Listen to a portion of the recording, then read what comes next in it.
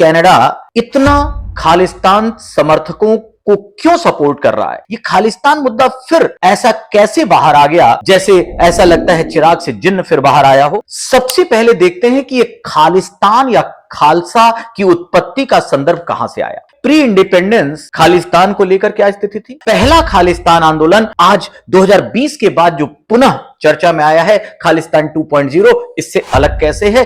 खालसा माने पवित्र। खालसा जो भी ज्वाइन करेगा उसे 5 ककार धारण करने होंगे, 5 वस्तुएं, केस, कंघा, कड़ा, कृपाण और कचेरा। ये तो वस्तुएं हैं, लेकिन ये बाहरी सिंबोलिज्म है। अंदर से जैसा मैंने कहा, धर्म की रक्षा, सत्य की रक्षा, न्याय की रक्षा के लिए लड़ना। महाराजा रणजीत सिंह ने पंजाब की स्थापना की, जिसमें लाहौर था, अमृतसर था, मुल्तान था, पेशावर था और कश्मीर था। भिंडरवाले की मौत से फिर से पंजाब पूरी अशांति, पूरी हिंसा की आग में जल उठा। जब इंदिरा जी से कहा गया कि अपने बॉडीगार्ड में से सिख अंगरक्षकों को हटा दें, तो इंदिरा जी ने कहा कि क्या भारत सेकुलर नहीं है? और कुछ ही दिनों बाद इंदिरा गांधी की उनके सिख अंगरक्षकों द्वारा हत्या कर दी जाती है, जो खालिस्तान समर्थक थे, जो खासकर ऑपरेशन ब्लू स्टार से बड़े दुखी थे। हिंदू मंदिरों पर क्यों हमला किया जा रहा है? हमेशा हिंदू सिख भाई भाई के रूप में रहे। कनाडा में ब्राम्पटन हिंदू सभा के मंदिर पर, हिंदू मंदिर पर अगर मैं कहूं, खालिस्तानी समर्थकों का हमला होता है और वहां हिंदू कम्युनिटी इकट्ठा होकर इस हमले का विरोध करती है और यहां तक कि खालिस्तान मुर्दाबाद का नारा लगाती है। पिछले कुछ समय से यह खालिस्तान फिर से बहुत चर्चित हो गया है, विशेषतः कनाडा में। और हालात यह हैं कि खालिस्तान समर्थक निज्जर की हत्या के बाद कनाडा के प्रधानमंत्री जस्टिन ट्रूडो ने भारत पर आरोप लगाया कि यह हत्या भारतीय प्रशासन या भारतीय शासन की एक तरह से रजामंदी से हुआ, यद्यपि इसके पुख्ता सबूत नहीं थे। इस आरोप को लेकर आज कनाडा और भारत के संबंध बहुत ही निचले स्तर पर आ चुके हैं। आखिर कनाडा इतना खालिस्तान समर्थकों को क्यों सपोर्ट कर रहा है? क्यों भारत की अलगाववादी जो ताकतें हैं उसको कनाडा नियंत्रित नहीं कर रहा है? ये खालिस्तान मुद्दा फिर ऐसा कैसे बाहर आ गया जैसे ऐसा लगता है चिराग से जिन्न फिर बाहर आया हो। और यही नहीं, अमेरिका में गुरपवंत सिंह पन्नू, जो सिख फॉर जस्टिस, जो खालिस्तान का समर्थन करता है, 2023 में कनाडा में रेफरेंडम तक कराया गया खालिस्तान के लिए। ये सारी ऐसी बातें हैं जो जानने को मजबूर करती हैं कि आखिर खालिस्तान का विषय क्या है और ये मुद्दा फिर से चर्चित क्यों हो गया। इन सारी चीजों में कनाडा और भारत के संबंध और कनाडा में खालिस्तान की डिमांड के लिए ऑलरेडी एक सेशन मैं ले चुका हूं, YouTube पे अवेलेबल होगा। इसके अतिरिक्त आज की जो चर्चा करते हैं, सबसे पहले देखते हैं कि ये खालिस्तान या खालसा की उत्पत्ति का संदर्भ कहां से आया। इस खालिस्तान की उत्पत्ति का जो मूल बिंदु है वो खालसा से है। तो पहले हम इसकी पृष्ठभूमि देखेंगे, फिर देखेंगे प्री इंडिपेंडेंस खालिस्तान को लेकर क्या स्थिति थी, फिर इसको 3-4 चरणों में बांट कर देखेंगे, जिससे परत दर परत ये खालिस्तान आंदोलन क्या था, खालिस्तान मूवमेंट क्या था। पहला खालिस्तान आंदोलन आज 2020 के बाद जो पुनः चर्चा में आया है, खालिस्तान 2.0, इससे अलग कैसे है, इन सब पे बात करते हैं। जब हम सिख धर्म की बात करते हैं तो सिख धर्म की बात करते ही एक ऐसा विजन, एक ऐसा विजुअलाइजेशन होता है, एक साहसी, एक योद्धा के रूप में अपने धर्म के लिए, अपनी संस्कृति के लिए, अपने न्याय की रक्षा करने के लिए प्राण तक दे जाने की जो भावना है, ऐसी एक भावना, ऐसा एक विजुअलाइजेशन होता है। ऐसा क्यों होता है? क्योंकि 1699 में 10वें गुरु गोविंद सिंह द्वारा खालसा पंथ की स्थापना हुई। गुरु गोविंद सिंह जी ने देखा कि जिस तरह मुगल अत्याचार कर रहे हैं, उससे अपनी रक्षा के लिए, अपनी संस्कृति की रक्षा के लिए एक ऐसे लोगों का समूह आना चाहिए जो न केवल सामाजिक स्तर पर, धार्मिक स्तर पर, बल्कि राजनीतिक स्तर पर भी अपनी स्वतंत्रता की रक्षा करने में समर्थ हो। और यहीं से आया खालसा। खालसा माने पवित्र। इसके लिए ऑब्वियसली जब पवित्र लोग हैं तो इसके लिए बहुत सारे नियम बनाए गए। एक तपस्वी के रूप में, एक योद्धा के रूप में, एक लड़ाकू योद्धा के रूप में खालसा की स्थापना की गई। जैसे अगर हम कहें कि जाति के आधार पर, धर्म के आधार पर, किसी भी आधार पर भेदभाव ना होने देना, एक न्यायपूर्ण समाज की स्थापना करना, सत्य का साथ देना, धर्म का साथ देना, यह सब उसके मूल में है। और इसी के साथ 5 ककार की बात आई, जिसे 5K कहा जाता है, कि सिखों को खासकर खालसा जो भी ज्वाइन करेगा उसे 5 ककार धारण करने होंगे, 5 वस्तुएं, केस, कंघा, कड़ा, कृपाण और कचेरा। और इसके तहत ही तो वस्तुएं हैं, लेकिन ये बाहरी सिंबोलिज्म है।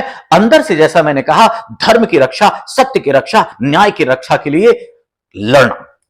और इसीलिए देखिए, जातिवाद को प्रहार करते हुए कितना बेहतरीन इसका नियम यह आया कि जो भी पुरुष होगा वो अपने नाम के आगे सिंह लगाएगा और जो भी महिला होगी उसके नाम के आगे कौर लगाएगा।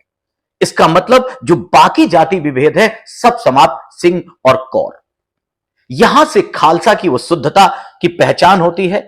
एक जो प्रशिक्षण की भावना है, हथियार चलाने की, तलवार, भाला, लाठी, इन सब से एक सैन्य प्रशिक्षण खालसा को मिलने लगा और यहीं से एक संगठित, एक अनुशासित और अपनी रक्षा के लिए, अपने धर्म की रक्षा के लिए, अपने क्षेत्र की रक्षा के लिए सिख धर्म एक लड़ाकू योद्धा के रूप में परिवर्तित होने लगा। कुछ समय बाद बंदा बहादुर जी के नेतृत्व में जब मुगलों को हराकर सरहिंद पे कब्जा होता है, तो पहली बार एक छोटे क्षेत्र में राजनैतिक प्रभुत्व की स्थापना देखी जाती है। लेकिन वास्तव में राज करेगा खालसा, इस आधार पर महाराजा रणजीत सिंह ने जब पंजाब की स्थापना की, पंजाब साम्राज्य की स्थापना की, सिख धर्म के हिसाब से, जिसमें लाहौर था, अमृतसर था, मुल्तान था, पेशावर था और कश्मीर था, एक बृहद क्षेत्र पर महाराजा रणजीत सिंह ने खालसा से प्रेरित होकर जब साम्राज्य की स्थापना कर ली और यही प्रेरणा बनी कि खालसा साम्राज्य आए और ये जो साम्राज्य होगा वो न्याय संगत होगा, तार्किक होगा, भेदभाव नहीं होगा। और ये मान्यता बनी कि खालसा वास्तव में एक ऐसे समाज की नींव रखेगा जिसमें एक तरह से सभी को समानता के दृष्टिकोण से देखा जाएगा। यहीं से वो नींव पड़ी।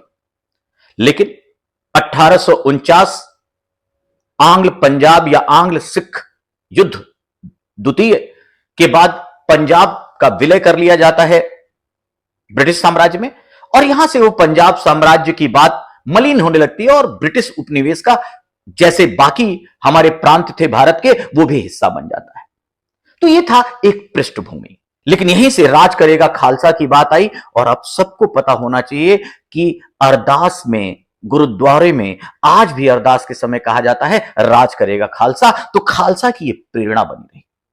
अब आता है सेकेंड फेज, जब आजादी के समय और खासकर अल्पसंख्यकों की राजनीति हावी होने लगी और मुस्लिम धर्म की ओर से उनके नेताओं ने 2 नेशंस थ्योरी को बल दिया, द्विराष्ट्र सिद्धांत को बल दिया और कहने लगे कि धर्म के आधार पर हमें अलग राष्ट्र चाहिए।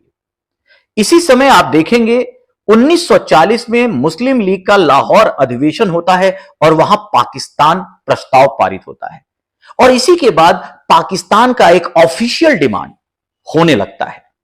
इसी के प्रतिक्रिया में पहली बार खालिस्तान शब्द आता है। अभी तक मैंने खालसा की बात की, खालसा राज्य की बात की, लेकिन खालिस्तान शब्द 1940 में पहली बार आता है पाकिस्तान प्रस्ताव की प्रतिक्रिया में कि सिखों को भी, अगर मुसलमानों को चाहिए तो सिखों को भी उनके धर्म के आधार पर, उनकी पृथक पहचान के आधार पर, उनकी संस्कृति के आधार पर एक राज्य चाहिए। और इसमें वीर सिंह भट्टी एक पंपलेट जारी करते हैं 1940 में और वहीं पर आता है खालिस्तान और इस तरह से यह चर्चा शुरू हो जाती है। उधर पाकिस्तान अलगाववादी आंदोलन शुरू होता है। भारत पूरे 45 से 47 के बीच में भीषण दंगों की चपेट में है और ऐसे में जब विभाजन होता है 1947 में, तो पंजाब 2 भागों में बंट जाता है। पश्चिमी पंजाब पाकिस्तान के पास चला जाता है और पूर्वी पंजाब भारत में आता है। ऑब्वियसली सिखों का जो मूल क्षेत्र था वो बंट जाता है। अब यह भी तय है कि जो पॉपुलेशन है सिखों की वो मुस्लिम जनसंख्या की तुलना में बहुत कम थी, अतः उस आधार पर एक राष्ट्र, एक संप्रभु राज्य की बात करना, एक संप्रभु राष्ट्र की बात करना लॉजिकल नहीं था। इसीलिए सिख यूनिफाइड इंडिया के साथ आए, एकीकृत भारत के समर्थक रहे और सिखों और भारत का साथ तो इतना रहा कि उस दौर में जो धार्मिक आधार पर लड़ाई कर रहे थे, उन मुसलमानों, उस कट्टरपंथी मुसलमानों ने तो सिखों को हिंदुओं की तलवार तक कहा। वो दोस्ती, भारत के रक्षक के रूप में सिख खड़े हुए। पंजाब का विभाजन हो जाता है। पंजाब के विभाजन के बाद 1947 में अब शुरुआत होती है इंटीग्रेशन की, हमारे रियासतों को भारत में मिलाने की, जो पहले सरदार पटेल करते हैं, और उसके बाद नए फॉर्म में राज्यों को पुनर्गठित करने की, जो न्यू मॉडर्न एडमिनिस्ट्रेटिव यूनिट है उसके हिसाब से राज्यों के पुनर्गठन की। और यहीं से मांग शुरू होती है पंजाब में जो वहां के लोग हैं, भाषा के आधार पर, संस्कृति के आधार पर, सिख प्रभुता के आधार पर स्वायत्तता की मांग शुरू होती है। और यहीं से आप कहें पंजाब सूबे की स्वायत्तता की मांग शुरू हो जाती है। अब जब पंजाब सूबे की स्वायत्तता की मांग शुरू हुई, और केवल पंजाब में नहीं हुई, आप देखेंगे दक्षिण भारत से लेकर भाषाई आधार पर भारत के बहुत सारे राज्यों में ऐसी मांग शुरू हो गई। और आपको यह भी याद होगा कि भाषाई आधार पर राज्यों का पुनर्गठन एक बड़ा विवादास्पद, बड़ा चर्चित मुद्दा रहा है देश में। खैर, इन सारे विवादों में चलते चलते राज्य पुनर्गठन आयोग को गठित किया जाता है, और राज्य पुनर्गठन आयोग ने पंजाबी भाषा के आधार पर, धर्म के आधार पर पंजाब राज्य के गठन को मना कर दिया।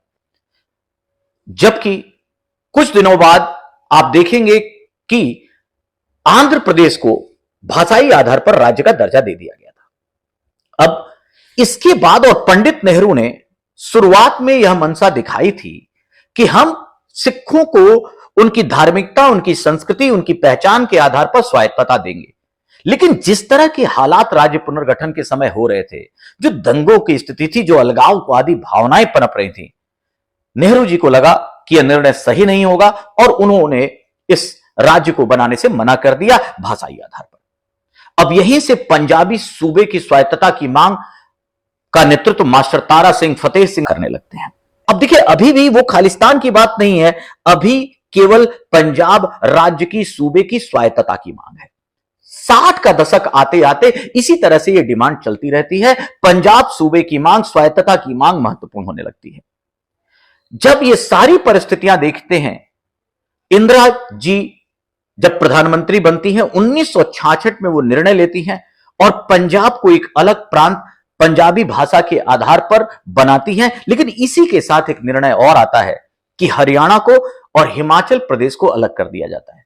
क्योंकि वह हिंदी भाषी लोग थे, हिंदू बहुल जनसंख्या थी, इसलिए पंजाब में से हरियाणा और जो हिमाचल क्षेत्र है उसे हटा दिया जाता है। साथ ही साथ चंडीगढ़ को हरियाणा और पंजाब की साझा राजधानी बना दी जाती है, शेयर कैपिटल बना दिया जाता है। इसको लेकर थोड़ा असंतोष होता है पंजाबियों में।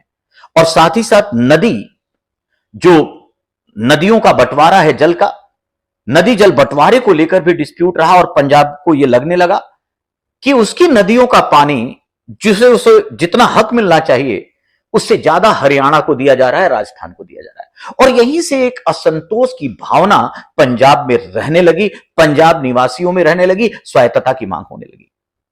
तो पहला चरण अगर देखें तो 47 से आप 66 तक का देख सकते हैं। दूसरा चरण आता है 70 का दशक।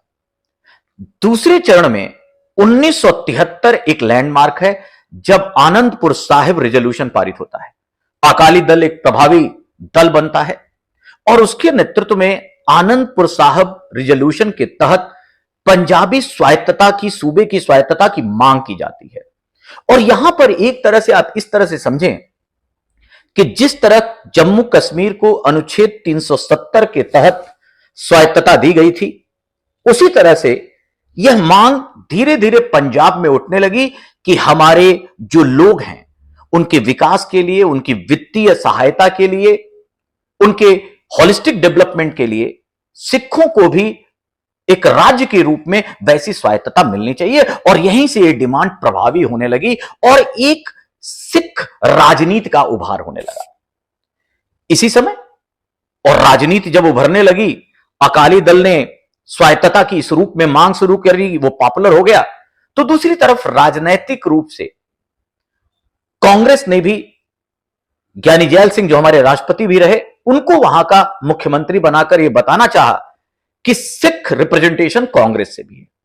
और इस तरह से एक राजनीतिक द्वंद्व पैदा हुआ। लेकिन जब अकाली दल और पॉपुलर हुआ तो कहा जाता है कि तत्कालीन प्रधानमंत्री इंदिरा गांधी जी के पुत्र संजय गांधी, जिनका राजनीति में उस समय बड़ा हस्तक्षेप था, कहा जाता है उन्होंने एक युवा नेता ढूंढा जो अपने प्रवचनों से, जो अपनी भाषा से, जो अपने व्यक्तित्व से खासकर पंजाबी सिख युवकों को बहुत प्रभावित कर रहा था। जी हां, उसका नाम था जनरैल सिंह भिंडरवाले। और भिंडरवाले को माना जाता है संजय गांधी जी ने सपोर्ट कर अकाली दल के खिलाफ एक तरह से डिवाइड एंड रूल टाइप की पॉलिटिक्स शुरू की। लेकिन जनरल सिंह भिंडरवाले का अपना व्यक्तित्व था।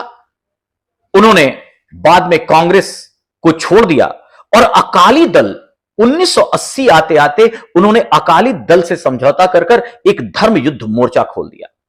अब भिंडरवाले जो शुरुआत में धर्म प्रचारक के रूप में थे, इन्होंने युवाओं को ड्रग्स से दूर रहना, अल्कोहल से दूर रहना, सिख धर्म खालसा की वास्तविकता को स्थापित करने को लेकर मोर्चा बनाना शुरू किया, गांवों के युवाओं को जोड़ना शुरू कर दिया और ये पॉपुलर होते चले गए। और जब ये पॉपुलर होते चले गए, अकाली दल से समझौता हो गया। इसी समय अब अपनी लड़ाई को लेकर उग्रवादिता आने लगी। तीसरा चरण है 80 का दशक, जब मैं धर्म युद्ध मोर्चा की बात कर रहा हूं। धर्म युद्ध मोर्चा मिलने के साथ साथ अब युवा अपने ताकत के बल पर दिखाना चाहते हैं कि वो स्वायत्तता हासिल कर लेंगे।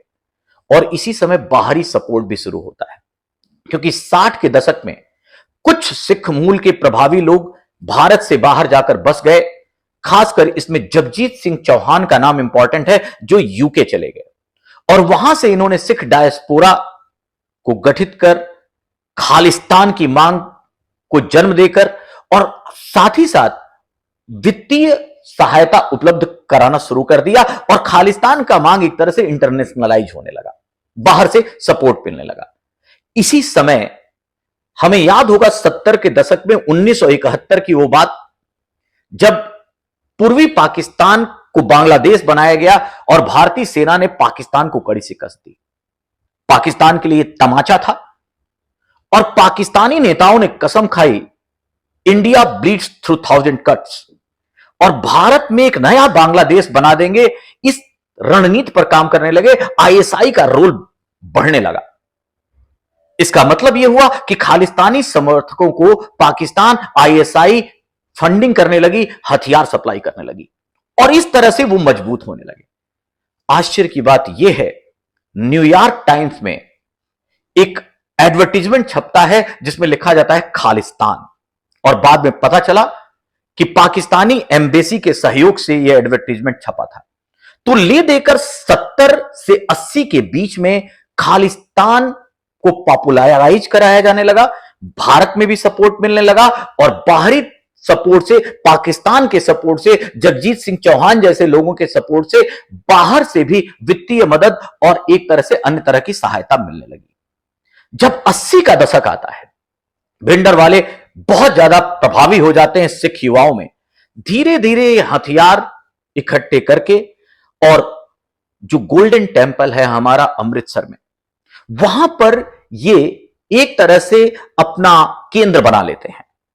जब हरमिंदर साहब या कहें गोल्डन टेम्पल में ये लोग अपनी पनाह लेकर अपने आप को वहीं पर स्थापित करके, और अब 80 से 84 में पंजाब में गैर सिखों के खिलाफ अत्याचार शुरू होता है। इनकी जो भी डिमांड हो, सिखों की अपनी अस्मिता को लेकर उन पर जो भी हुआ है, या जो एक तरह से उन्हें लगता था कि पंडित नेहरू के समय उन्हें धोखा मिला, इन सारी बातों को लेकर और खालसा राज्य से खालिस्तान तक की बात में आकर, लेकिन जब इन्होंने निर्दोष नागरिकों को, हिंदुओं की हत्याएं, अपहरण शुरू कर दी, आपको आश्चर्य होगा 80 से 84 के बीच में 20,000 निर्दोष नागरिकों की हत्या कर दी गई। पंजाब एकदम अशांति से गुजरने लगा, हिंसा गतिविधियों से गुजरने लगा।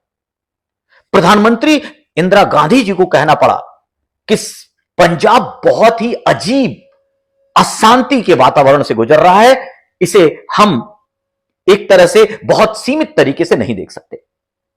और ऐसे में जब गतिविधियों का केंद्र अमृतसर मंदिर होता है, गोल्डन टेम्पल होता है, इसी के बाद इंदिरा जी एक निर्णय लेती हैं और एक ऑपरेशन चलता है जिसका नाम है ऑपरेशन ब्लू स्टार, 1984 जून।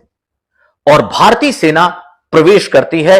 ऑपरेशन ब्लू स्टार के तहत भिंडरवाले और उनके जो लड़ाके हैं उनको निकालने के लिए एक तरह से सशस्त्र संघर्ष होता है। और इस पीढ़ी को यह याद होना चाहिए, भारतीय सेना अपने अटेम्प्ट को लेकर टैंक तोप लेकर पहुंची, एयरफोर्स का सहारा लिया, और जो ताकत दिखाई भिंडरवाले समूह ने वो सबको आश्चर्यजनक था।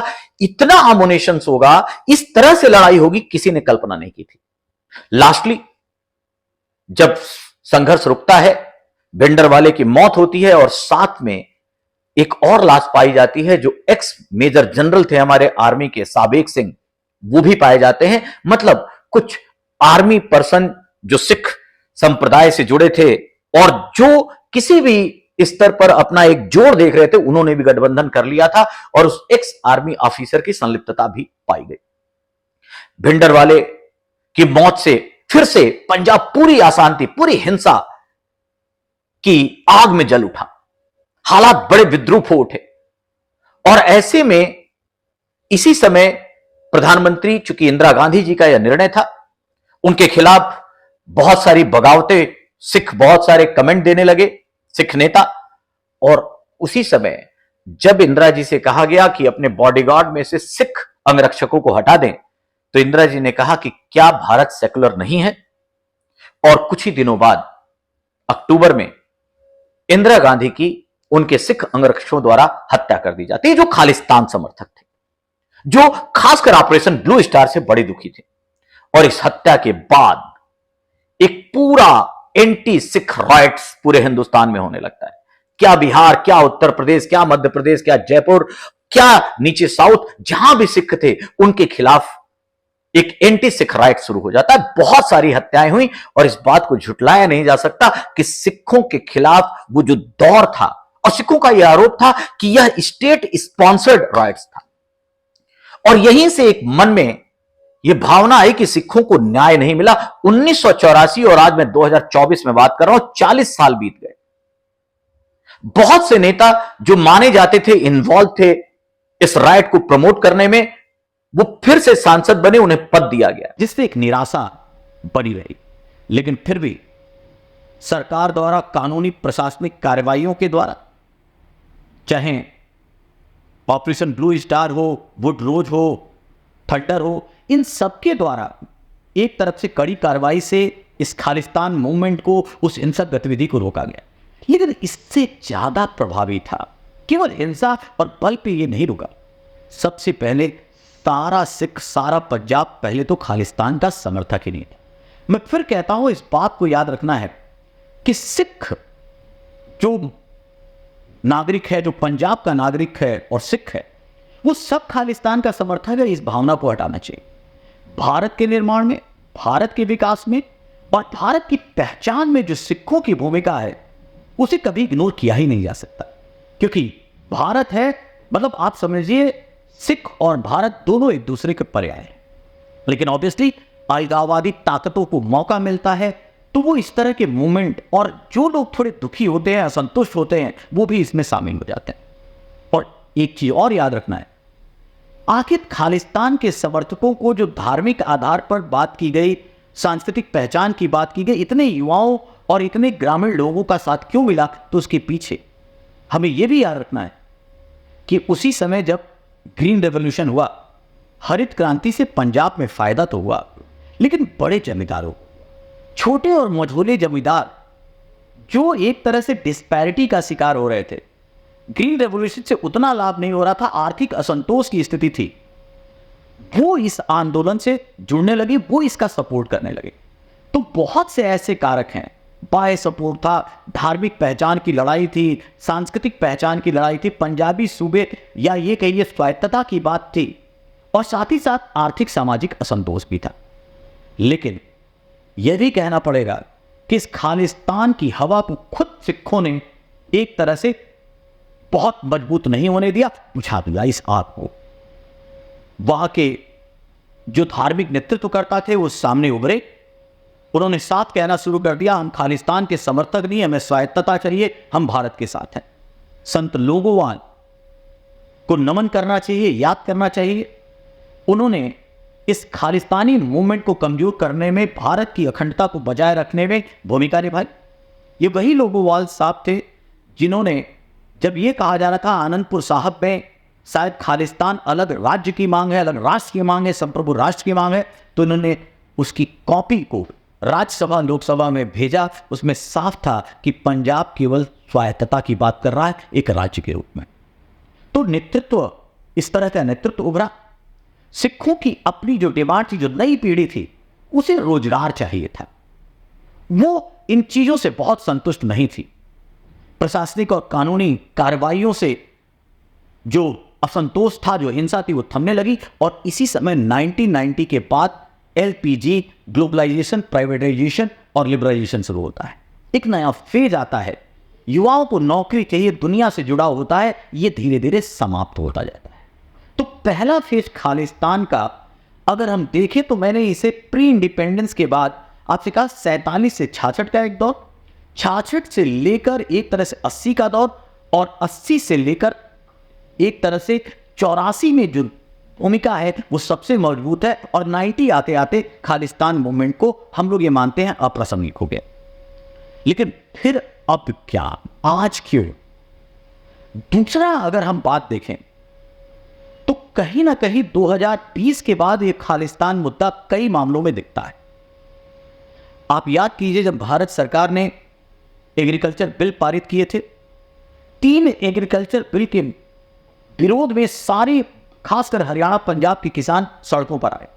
और वो इतना महत्वपूर्ण एजिटेशन, बड़ा प्रभावी एजिटेशन रहा, इस सरकार को रोल बैक करना पड़ा, एग्रीकल्चर बिल वापस लेना पड़ा। लेकिन उस समय भी कुछ जगहों पर खालिस्तानी झंडे लहराए गए और यह आरोप लगा कि खालिस्तानी सपोर्ट है इसमें। यही नहीं, एक बड़ी दुखद बात है, इस चुनाव में अमृतपाल सिंह नामक एक खालिस्तानी समर्थक जीतता है और वो आज हमारा लोकसभा का सदस्य है। मतलब कुछ फिर से खालिस्तानी जो हवा है, समर्थन है, वो प्रभावी होने लगा है, वो दिखने लगा है। बाहर खासकर इसका जो एपी सेंटर है वो कनाडा बनता जा रहा है। कनाडा में जो सिख हैं प्रभावी हैं, वहां केवल पॉपुलेशन 2.1% टोटल पॉपुलेशन कनाडा की, वो उतनी इंपॉर्टेंट नहीं जितना उनका इकोनॉमिक और सोशियो जो प्रभाव है उसको देखते हुए। जस्टिन ट्रूडो जो कनाडा के प्रधानमंत्री हैं, वो इन्हें एक तरह से तुष्टीकरण के तहत अपनी सरकार बचाए रखने के लिए, अगले चुनाव में जीतने के लिए भारतीय संप्रभुता का अपमान कर रहे हैं। उनके सामने जब झांकियां निकलती हैं जो भारत विरोधी हैं, उनके सामने रेफरेंडम होता है, उनकी सभाओं में खालिस्तान जिंदाबाद के नारे लगते हैं, फिर भी अगर वो कंट्रोल नहीं कर रहे हैं तो और उल्टे भारत पे आरोप लगा रहे हैं, तो ये उल्टा चोर कोतवाल को डांटे, उन्हें अपने गिरबान में देखना चाहिए। क्योंकि पुख्ता प्रमाण कोई नहीं है कि निज्जर की हत्या में भारत सरकार संलिप्त थी। इन सारी चीजों के बाद आखिर इस समय का जो खालिस्तान 2.0 है, जिसे मैं अगर दूसरा नाम दूं, तो पहली चीज याद रखिए, खालिस्तान 1.0 से एकदम अलग। पहले 80 की डेकेड वाला खालिस्तानी जो मूवमेंट था वो भारत की जमीन से जुड़ा हुआ था, उसमें बाहरी सपोर्ट सेकेंडरी था। कुछ ऐसा असंतोष जो अन्याय हुआ, जो कुछ बातों को लेकर उन्हें लगा कि समानता सिखों के साथ वैसा व्यवहार नहीं हुआ, इसको लेकर एक बात आई। लेकिन अभी आज के भारत में, नए भारत में, ये मान के चलिए कि भारत की आवाज, कम से कम पंजाब की आवाज, सिखों की आवाज नहीं, ये कुछ खालिस्तानी है, कुछ स्वार्थी राजनीति, कुछ अलगाववादी, कुछ ऐसे युवा जो बेरोजगार हैं, कुछ ऐसे युवा जो अपनी पहचान बनाना चाहते हैं, ये सारे लोगों को इस्तेमाल किया जा रहा है। और आज देखेंगे यूके, ऑस्ट्रेलिया, अमेरिका, कनाडा, यहां पर बीच बीच में इस खालिस्तानी गुटों द्वारा, इस खालिस्तानी समर्थकों द्वारा को कभी ना कभी कुछ ना कुछ एक तरह से प्रदर्शन किया जाता है। और रही बात हिंदुओं को क्यों मारा जा रहा है, हिंदू मंदिरों पर क्यों हमला किया जा रहा है, जब हिंदू और सिख, क्योंकि हमेशा हिंदू सिख भाई भाई के रूप में रहे। हिंदू तो बहुत ज्यादा, अगर आप यूपी बिहार में सिखों को और हिंदुओं से पूछेंगे तो उनमें अलगाव दिखता ही नहीं है। भले ही पहचान को लेकर, धार्मिकता को लेकर थोड़े अंतर है, लेकिन सब भाई भाई की तरह रहते हैं। और इधर पंजाब में भी ये हमला केवल इसलिए हो रहा है जिससे इस मुद्दे का इंटरनेशनलाइजेशन, अंतर्राष्ट्रीयकरण हो सके। वो मुट्ठी भर लोग हमारे उस बंधुत्व को तोड़ना चाहते हैं। याद रखिए, ये खालसा, जिस गुरु गोविंद सिंह जी ने जिस उद्देश्य से खालसा की स्थापना की थी, जिस महाराजा रणजीत सिंह के दरबार में दीनानाथ अजीजुद्दीन जैसे प्राइम पद पर मंत्री थे, वो ऐसा कभी इस खालिस्तानी मांग को लेकर हिंदुओं पर हमले की बात कभी नहीं स्वीकार सकते। याद रखिएगा, गुरु गोविंद सिंह जी की खालसा का मतलब था ये नहीं कि केवल और राज करे। खालसा का मतलब कि दुनिया में सिखों का राज हो, ऐसा नहीं है। भारत पर सिखों का राज हो या सिखों का अलग साम्राज्य हो, ऐसा नहीं है। राज करेगा खालसा माने जो सिख मान्यता है, जो खालसा की मान्यता है कि न्यायपूर्ण समाज हो, सत्य पर आधारित हो, धर्म पर आधारित समाज हो, वो जिसके तहत भी हो, और इसकी स्थापना में सिख, जो वास्तविक सिख है, वो हमेशा साथ देगा। ये खालिस्तान की मांग करने वाला सही मायने में वास्तविक सिख ही नहीं, जिसने वास्तव में गुरु गोविंद सिंह जी की उस खालसा की भावना को समझा। तो खालिस्तान 2.0 ये बाहर एक्सटर्नल एक तरह से इन्फ्लुएंस, बाहरी प्रेरित एक तरह से मूवमेंट खड़ा किया जा रहा है। हाँ, कुछ समस्याएं, कैसे पंजाब में इसे सपोर्ट मिलने लगा, क्यों कोई अमृतपाल जीत गया, क्यों कभी कभी भारत में भी खालिस्तानी झंडे दिखते हैं, तो एक छिटपुट असंतोष की भावना जरूर है। नंबर 1, जो ऑपरेशन ब्लू स्टार के बाद और खासकर इंदिरा जी की हत्या के बाद जो सिखों के साथ अत्याचार हुआ, ये तो स्वीकारना पड़ेगा कि उनके साथ न्याय नहीं हुआ। जिस तेजी से कार्रवाई होनी चाहिए थी, दोषियों को सजा देनी चाहिए थी, सिखों को न्याय मिलना चाहिए था, मैं एकदम खुले मन से कहता हूं कि हाँ, वैसा नहीं हो सका। तो मन में कहीं ना कहीं असंतोष है। हम लोग केवल जब बात कर रहे हैं, लेकिन जिन लोगों पे बीती होगी, जिन लोगों ने अपना भाई बहन दोस्त खोया होगा, उसकी भावना को अगर समझे तो निसंदेह एक संवेदनशील मुद्दा है। कहीं ना कहीं वो हर्ट है, और उनका जो असंतोष है, उन्हें कुछ लोग यूज करके भारत के खिलाफ बरगला सकते हैं। साथ ही साथ अगर हम 2020 के बाद देखें, ग्रीन रेवोल्यूशन की अपनी सीमा थी। अब जो पंजाब है, एक आंकड़ा कहता है कि जो बेरोजगारी दर है, अनएम्प्लॉयमेंट रेट, वो पंजाब में बहुत तेजी से बढ़ा है। जब तेजी से अनएम्प्लॉयमेंट रेट बढ़ा है, जो यूथ है उसके पास नौकरी नहीं है, तो ऑब्वियसली वो असंतोष की ओर जाएगा। ऐसे युवाओं को बरगलाया जाता है। साथ ही साथ जो हमारी एजुकेशन सिस्टम है, जो शिक्षा से बहुत, जो एक तरह से रोजगार से बहुत नहीं जुड़ पाई, पंजाब उसका एक बेस्ट एक तरह से एग्जाम्पल है। क्योंकि वहां पर अगर नौकरी नहीं, आप जानते हैं पंजाब में एक और बहुत लोकप्रिय एक तरह से परंपरा है कि आप कनाडा चलो, हर चौथा पंजाबी कनाडा में है। एजुकेशन के कनेक्ट के साथ साथ रोजगार और इजी एक तरह से वीसा मिलने के कारण वो कनाडा की ओर चला जाता है। कनाडा में ऐसा हो रहा है, और कनाडा में गए लोग जब दिग्भ्रमित हो रहे हैं अपनी पहचान के लिए, और चूंकि उनका जुड़ाव पंजाब में है, तो ऑब्वियसली एक कनेक्ट बनता है, और पंजाब में भी कुछ लोग खालिस्तानी मूवमेंट का सपोर्ट करते हैं। एक और कारण है, और वो है ग्रीन रेवोल्यूशन। जब अपनी, अब जितना महत्व था, जितनी एक तरह से उसकी मिल्किंग थी, वो हो चुकी है।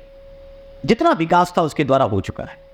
अब नए फेज में पंजाब में खेती और खेती के साथ इंडस्ट्रियलाइजेशन, नए भारत के अनुसार किस तरह से वो विकास को आगे बढ़े, पंजाब कैसे ग्रोथ इंजन बने भारत का, इसको सोचने की बात है।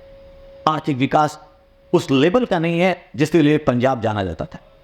तो ये सारे मुद्दे जुड़ते हैं, और एक जो 2000, आप या ये कहें 21वीं सदी की जो बात है, उसमें आता है सोशल मीडिया और प्रोपेगेंडा। इस सोशल मीडिया और झूठे प्रोपेगेंडा ने भी बहुत ज़्यादा एक तरह से झूठ फैलाया है, हमारे पंजाबी, हमारे सिख युवाओं को भड़काया है। अगर कोई खालिस्तान के बात करने वाला व्यक्ति कनाडा में बैठा हुआ कोई अगर ऐसी बात करता है, तो इस झूठ के द्वारा वो युवाओं को एक तरह से आर्थिक सहारे के बहाने, वित्तीय सहायता के बहाने भरमा सकता है, झुठला सकता है। और इसीलिए ये सारे तत्व मिलकर एक कोशिश कर रहे हैं, और खासकर जब से 2014 में ये एनडीए गवर्नमेंट बनी है, क्योंकि हिंदूवादी आरोप होने के कारण थोड़ा ये भी कहा जाता है कि सिखों के साथ शायद न्याय नहीं हो रहा। लेकिन ये सारी बातें पूरी तरह से झूठी हैं, क्योंकि भारत में और जिस तरह अन्य पंजाब, जैसे पंजाब में जिस पार्टी ने अभी शासन किया, जिसका अभी सरकार बना, कौन सोचता था कि वो सरकार में आएगा। हम पूरे लोकतांत्रिक तरीके से हम जो अधिकार राज्यों को मिल सकते हैं अन्य, वो सब पंजाब को देने की बात करते हैं। सिखों को भारत के विकास में शामिल करना जरूरी ही नहीं बल्कि अनिवार्य है, अवश्यंभावी है, क्योंकि ये हमारी धरोहर है। मैंने पहले ही कहा कि सिखों की पहचान भारत है और भारत की पहचान सिख है। भले उनकी आबादी लगभग भारतीय पॉपुलेशन की 1.7% है, लेकिन केवल सिखों को उनकी पॉपुलेशन, उनकी अल्पसंख्यकता के आधार पर नहीं देखा जाता। उन्होंने जो देश के विकास में भूमिका निभाई। आज जब भी कोई आपदा आती है, कोरोना में देखा गया सारे लोग घरों में कैद थे और उन बेचारों के पास, जिनके पास खाने के लिए रोटी नहीं थी, तो ये सिख ही सामने आए थे। लंगर किस किस तरह आयोजित किया गया, किस तरह दवाएं पहुंचाने का काम इस सिख समुदाय ने किया। तो सिख समुदाय के सामने तो निसंदेह अन्य कोई भी समुदाय जो उसकी सेवा भावना को देखता है वो नतमस्तक होता ही है। हमें यहां केवल बात करनी है इन खालिस्तानियों की। खालिस्तानी एक छोटा समूह है, भरमाए हुए लोग हैं जो अपना राजनीतिक अलगाववादी स्वार्थ पूरा करना चाहते हैं। कुछ गलतियां भारत और भारत सरकार से हुई हैं, इसे मानना है, लेकिन उस गलतियों का खामियाजा ये कि हम इंटीग्रिटी और यूनिटी ऑफ और नेशन से खेलें, ये बर्दाश्त नहीं होगा। और ना ये सिख बर्दाश्त करेगा, ना हमारा पंजाब बर्दाश्त करेगा। खालिस्तान एक ऐसा शब्द है जो मूवमेंट का रूप बन जाता है, और खासकर जैसा मैंने कहा कि बाहर रह रहे सिखों, जिनका अब उस भारतीयता से, उस भारतीयत्व से उतना संबंध नहीं है, वो इस चीज को ज्यादा अभी बरगला रहे हैं। हमारा जो पंजाब है, हमारे जो भारत में रहने वाले युवा हैं, हमारे जो सिख हैं, वो इससे पूरी तरह सहमत हैं। लेकिन यह मैं जरूर कहूंगा कि जो भी असंतोष है, पंजाब में अगर इस तरह के हालात बन रहे हैं तो भारत सरकार को और पंजाब सरकार को बड़ा संवेदनशील होना चाहिए। जो उनके मुद्दे हैं उसे सुनना चाहिए। खासकर ये जो प्रोपेगेंडा है उसको रोककर और आर्थिक विकास को बढ़ाना होगा। हम 2047 में नए भारत का संकल्प ले रहे हैं, विकसित भारत का संकल्प ले रहे हैं। उस विकसित भारत को वास्तविक तौर पर अगर पाना है तो पंजाब के विकास को, पंजाब को विकास इंजन, ग्रोथ इंजन बनाना होगा। और सिखों की मेहनत, उनके समर्पण को हमेशा ही सबने सैल्यूट किया है। तो मुझे लगता है एक हाई टाइम है जब हम केवल ये ना कहें कोई मुद्दा नहीं, मुद्दा है। बीच में 40 साल बाद अगर ये बातें फिर से आ रही हैं तो हम सबको संवेदनशील होना चाहिए। हम जहां भी रह रहे हैं, मैं दिल्ली में रह के बात कर रहा हूं, कोई केरला में रह के बात कर रहा है, कोई कश्मीर में रह के बात कर रहा है, कोई पंजाब में, हम सब एक भाईचारे के हिसाब से और उस खालसा पंथ के जो वास्तविक तथ्य है, जो वास्तविक सत्य है, अगर उसके हिसाब से हम सब चलें, उसकी वास्तविक पहचान के हिसाब से चलें, तो ना केवल सिख, ना केवल खालसा, बल्कि वास्तव में भारत मजबूत होगा। और हमेशा से सिखों ने जो भारत के निर्माण में एक तरह से सहयोग किया है, एक बहुत प्राइम भूमिका निभाई है, अब फिर समय आ गया है कि वो सारे असंतोष, सारे मतभेद भुलाकर हमें हाथ से हाथ, कंधे से कंधा मिलाकर काम करना होगा। और सरकार को यह ध्यान देना होगा कि इस असंतोष को कैसे जल्द से जल्द बेहतर तरीके से इसका समाधान निकाला जा सके। और जो भी थोड़े मोड़े, जिस तरह से ये गलत लोग हैं जो एक तरह से प्रोपेगेंडा कर रहे हैं, जो हमारे युवाओं को भड़का रहे हैं, उड़ता पंजाब ड्रग सप्लाई का जो इतना बड़ा केंद्र बनता चला जा रहा है, कैसे मुक्ति दिलाई जाए और फिर से पंजाब हमारा एक तरह से सरमौर बने, इस बात पर जरूर हमें ध्यान केंद्रित करना होगा।